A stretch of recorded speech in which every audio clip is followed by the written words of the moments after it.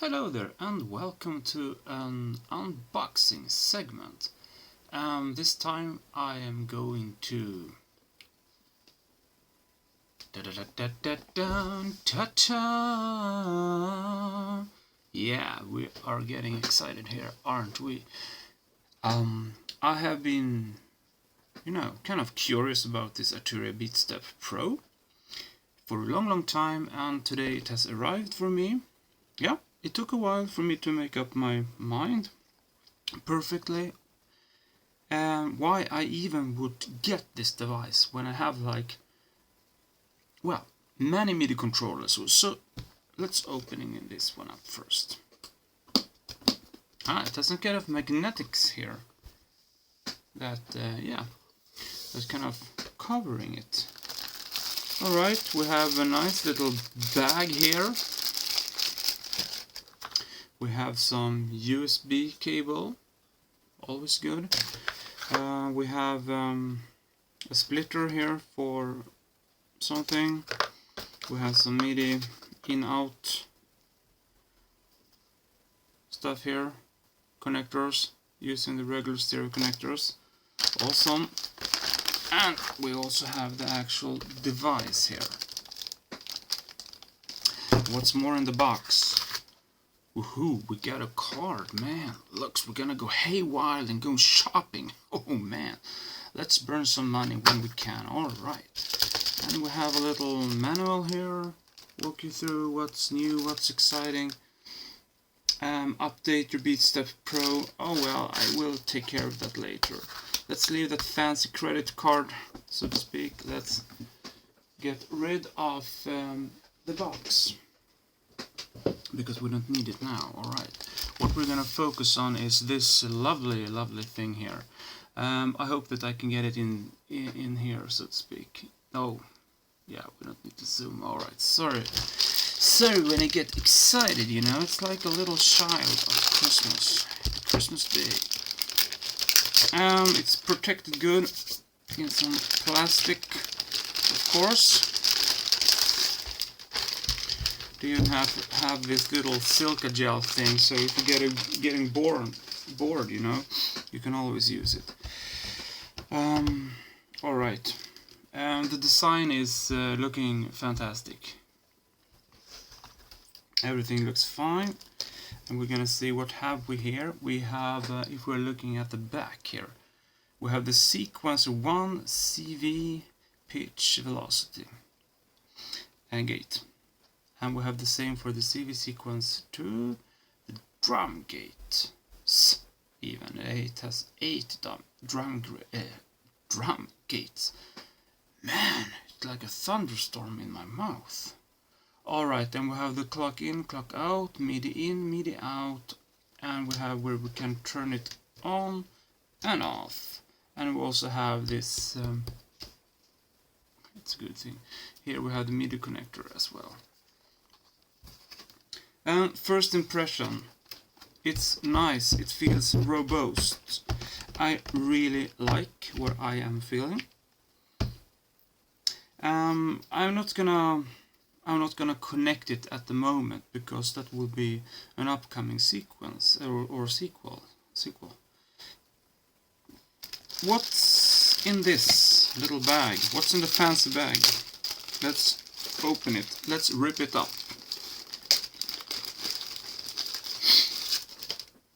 Oh, smells nice. So in here we have like patch cables. Oh, yeah, we have patch cables here, and I guess since these are purple, this must be for the drum thing, if you wanna say, and this is for the CV channel 1 and CV channel 2. Great, I really like this. And this one, I wonder why they have like a splitter here.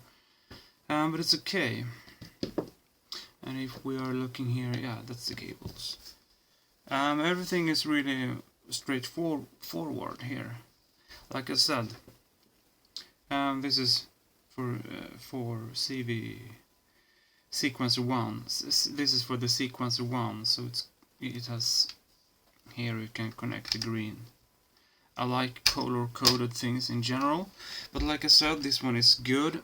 And I wanna just talk a little bit about the process, why I would get this. Why the BeatStep Pro and not like one of them other controllers out there? Well, first of all, I like the fact that everything is kind of hands-on, so to speak. You don't have to go through zillions of menus to kind of reach for things.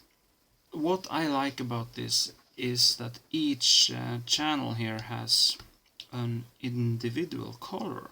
So this is green, this is like, yeah, you can see this is yellow and this is purple. And I assume that everything here will have, if you're working like on sequence 1, you will have some kind of green image. And you have a nice little LCD display here. And also I like that 15913 is having a little bit of an underscore, which makes it easy if you want to have like if you're designing up a pattern here, you can have the bass drum there, you know, you get it. And yeah, it's just making things like things easier when you're sequencing things.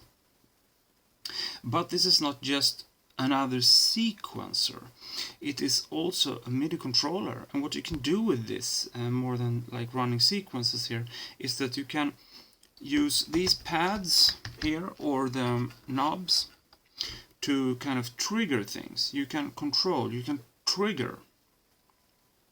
Alright, and when I mean trigger, it's like you can have, if I'm reaching up here, you can control one of these, for instance, the pocket operator. So you can sync the pocket operator, turn it on and off, and yeah, you know, you get it.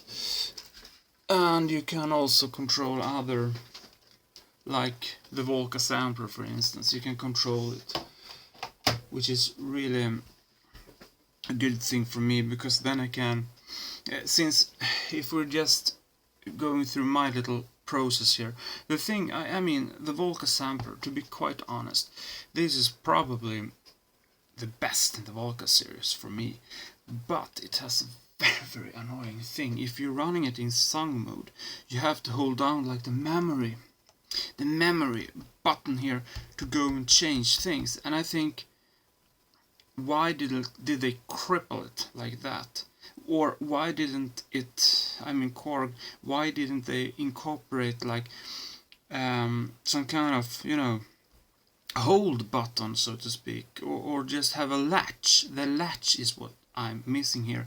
And you could easily, I mean, you could have squeezed it in somewhere, even if it would have been like odd molly to have one here. It wouldn't, or here, I mean here you could have some kind of sequencer thing going on, that you can control a sequence, just something. That is what I'm missing the most of this machine. So that's why, one of the reasons why I got this one, so I can trigger different patterns from here. And I have like I said, 16 patterns here, but you can chain them, so you can get up till, I think it was 64 if we are. It's a bit hard to see perhaps if I'm rotating it like that. That's why, that's how life is when you're working with a thing like this. So here you can see that you have 16, 30, yeah, you have up to 64. You can chain up till 64 patterns. So yeah, you get what I'm trying to sequence in my mouth, so to speak. I think I have put on the shuffle, so to say, but it's alright. I'm really excited about this.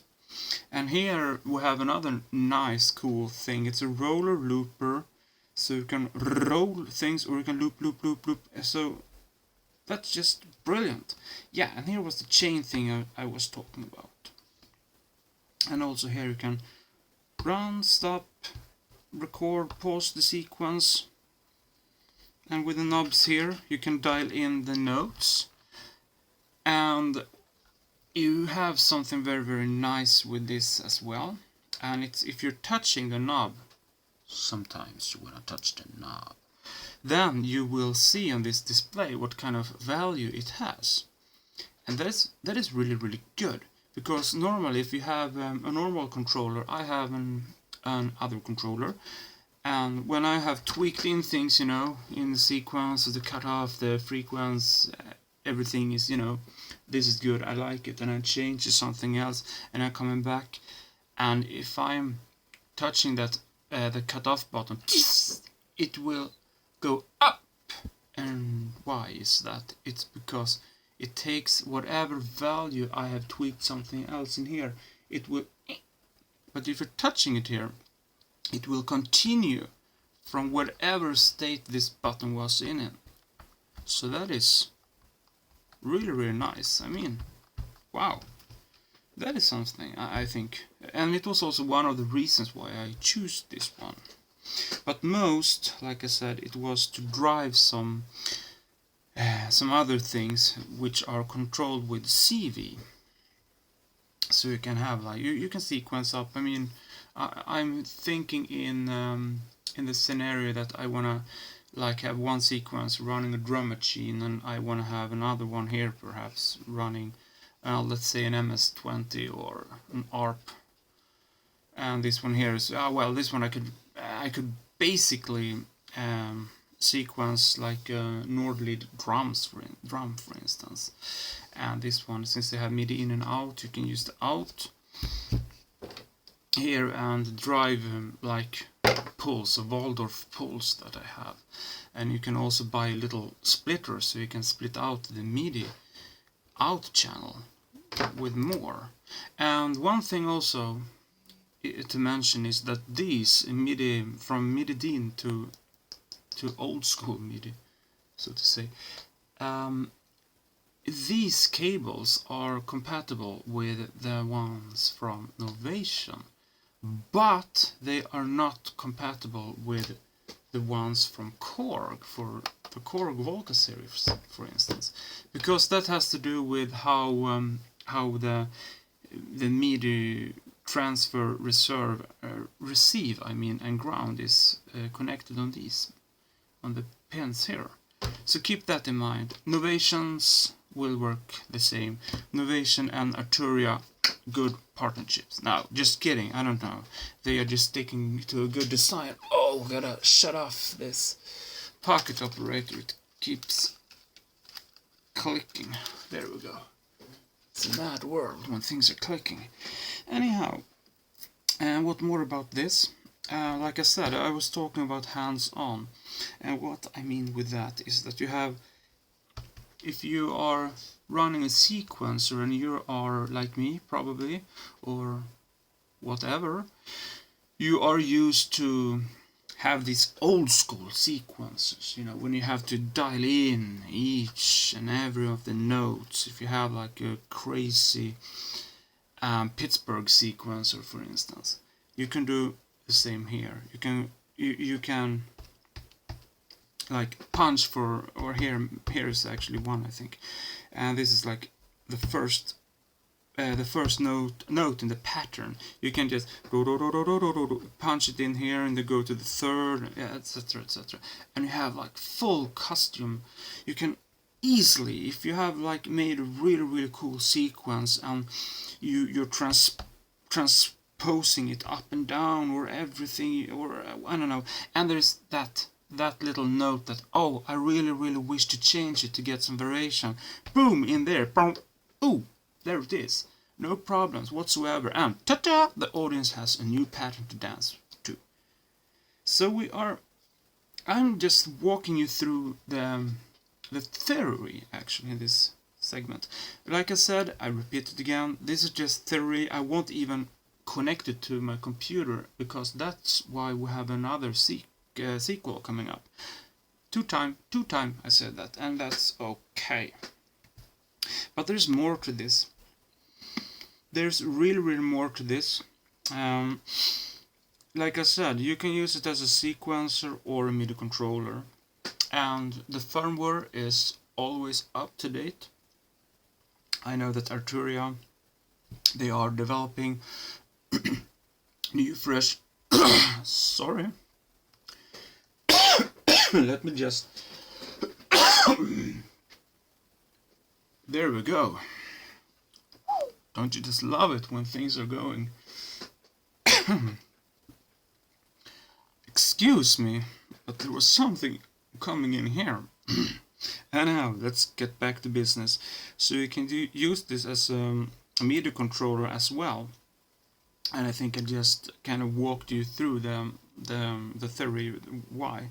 Because if you are using like a MIDI, like a DAW or anything, you know, you can always, you know, bring out your keyboard and start to type in things. But yeah, that's perfectly okay if you are like an octopus and you have 800 hands. Then it's no problem to keep one chord there and a bass line on the other one, drums there, and you can also tweak this, and now we have suddenly 2 more tentacles left for anything else. Whoa, you can even like use this one. Whoa, then you don't have to worry about the latch button. Cool. And now, but if we're sticking to this, I think this is really, really good. And again, we are going back here. We are reversing the sequence. I love the design. First I liked it, now I love the design, I love the layout, how everything is set up here. And even here we can see that we have like set 1, 2, 3, 4, it seems logical. It has, I mean, I have quite some big hands, big fingers, you know, crush the coconut. So there's no problem, I will slip and press 2 here. Even the knobs are feeling right. If you are comparing to, again, this is kind of, you know, you need to have like crippled fingers to touch these sometimes. But this, I mean, you can even send it to Gollum and he will, whoa, squeeze in the swamps there. Really, really nice. And you also have one other thing that I totally almost missed out. And if we're zooming in here, oh yeah, we like to get to the sections here so you can see.